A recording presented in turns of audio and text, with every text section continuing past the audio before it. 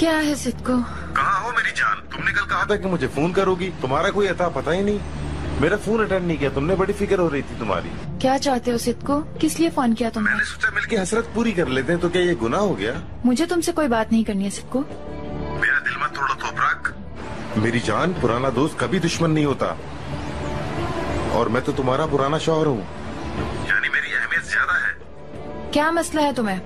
तुम क्यों मेरे पीछे पड़े हुए हो? अल्लाह के काम है, मेरा भी पाला इस्तांबुल से पड़ गया। इसका मतलब कि तकदीर भी नहीं चाहती कि हम अलग हों। सिद्धू, क्या हुआ? क्या वहाँ का सारा कंट्रोल तुम्हारे शौहर के पास है? उसकी इजाजत के बगैर नहीं आ सकती? देखो सिद्धू, तुम जहाँ चाहते हो वहाँ रह लो, ठीक है? बस मुझसे दूर रहो, मैं तुम्हें मिलने वाली नहीं हूँ।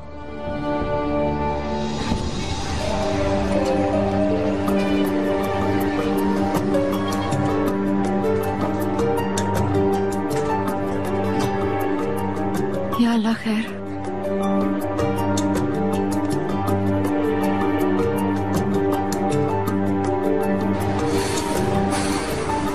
मुझे कोई जल्दी नहीं तोपराक, मुझे हर हाल में सब्र करना आता है।